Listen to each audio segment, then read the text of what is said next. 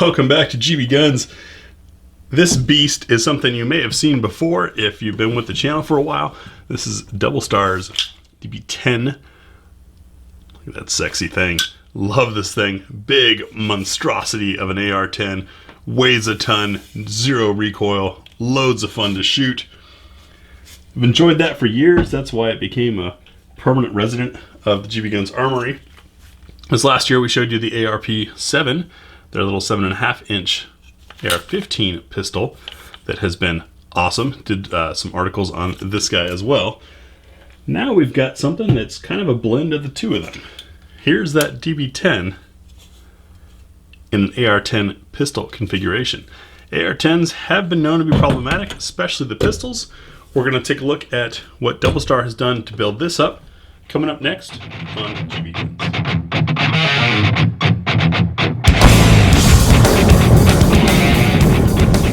So to start things off, give you a nice close-in look at some of the detail. Well, we talk about AR-10s for a moment.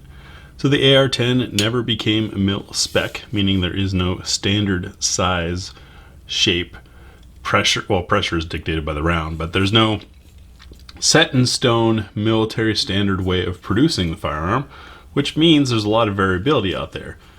That has resulted in some lacking reliability in the thought that AR-10s just don't work, which I've found to be not true. Shot quite a few that have been 100% reliable, and that Doublestar was one of them.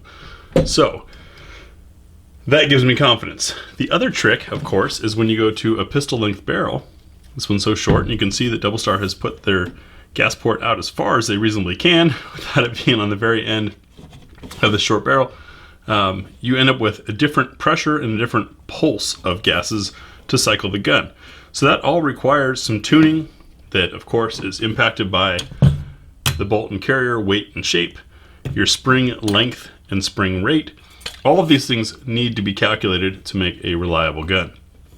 That's where the rumor is that AR-10s don't really work, and that AR pistols, or AR-10 pistols, are definitely not going to work. Shot this thing at a Rider event, and now get to have one in to shoot with my own ammo in our own conditions. I have faith that Doublestar has done their homework, just because, well, I'm kind of a fanboy, I admit that, but I just love their work. I mean, come on, look at this. It's art. The rifle, in my original article, I said if Batman had a rifle, that would be it, because it has that coolness to it. So let's look over the general features of this build. Their flash hider, you can see it has some texture inside to help disrupt gas flow, spread things out. We also have this little crown here that works as an offset. This is the cloak handguard. Big fan of these. They have little locking tabs, anti-rotation tabs, if you will. Keep things out of the way. And of course, the receivers are billet beautifully crafted. These things are just gorgeous. I love them. Especially this front area on the front of the mag well. It does stick out at a bit of an angle, which looks different, but it provides for a great grip. Not only do you have texture here to help you have you in place, but what I've found, at least with my hand size, is that bottom lip catches underneath my pinky finger, and if the gun's trying to rise, it's locked in place by that lip. It gives me extra secure hold on it, which permits for even more rapid fire, which, although AR-308 is not cheap, something fun about strumming out a bunch of 308 and watching those giant pieces of brass fly, isn't there? Anyways, so you don't have a lot of flaring to the mag well. In fact, there's no bevel, it's just a straight wall. You have this divot here, nice enlarged trigger guard that is all part of the receiver with some holes in it for lightning and styling. This grip is their stronghold grip, and when these first came about, they were showing them on the Pew Pew and Stabby show. I was thinking, I don't know, G10's not the smoothest, but you can hear that. This is smooth. These edges are nice. It has texture where you want it, but it's not going to cut up your hand like some similar style grips. You can see these are panels, and they're on a core. Sorry about the focus there. You can see it's a rounded style receiver. There are some that are rounded and some that are angle cut. That rounded works well with the Genesis Arms 12 gauge upper. Looking forward to that. This is this strong arm brace.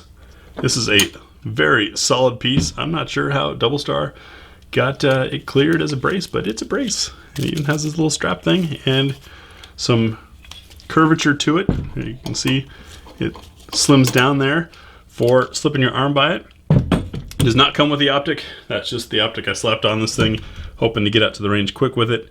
This is the M7 from Lucid. Let's pull this apart and take a look inside at some of the machining and features. These pins slide out nicely. Whew, that is a snug fit. Definitely, these receivers are made for one another. That beautiful machining. And that's the kind of artisan work that I've come to expect from Doublestar. Just good stuff. Stuff that says, this is not only someone who's making these guns, but someone who loves making them.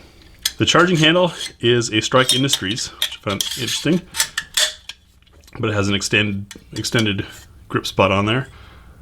There's the dragon on the receiver there. And look at this carrier. It's just pretty.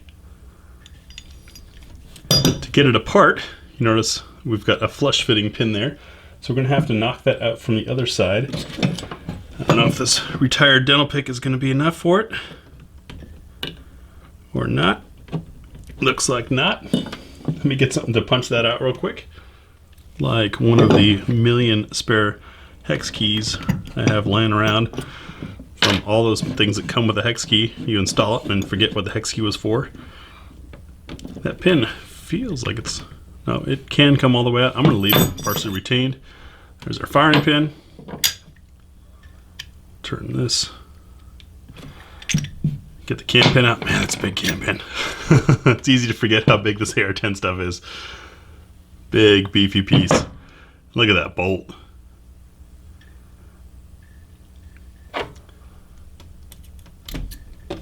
Don't know what's going on with the focus here today. And look at our extractor. And it's got the rubber around the outside to help prolong life there a little bit. Beautifully machined. I would say it's going to be a shame to get this thing dirty, but I mean, that's what they're for, right?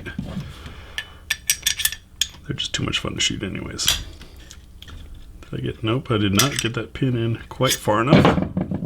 So when we take this to the range, we're going to run, I believe I have 6 or 7 different AR10 SR25 magazines on hand, and we're going to run all those different magazines through because, like I said, there is no mil spec for your lower receiver, and that means that there can be magazines that, although they say they're for an AR10 SR25 pattern, and although that's the receiver you're running, they may not have the right geometry at the catch to cycle well in the gun.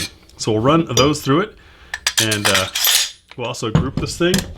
I'm thinking 100 yards, even though it's a short barrel, it's still 308. And I'm kind of curious what happens to 308 when it doesn't quite have the velocity it was intended to have for getting out there to 100 yards. So the Doublestar AR10 pistol, this is going to be fun. It is hefty. It's got some weight to it because of this big, thick receivers. But that's also going to mean we're going to have less recoil and a more comfortable time shooting it. I would expect fireballs, but that flash hider looks like it's going to be pretty efficient. We'll see. Maybe I'll be able to create fire faster than it can hide it. We'll see you out on the range. Thanks for watching.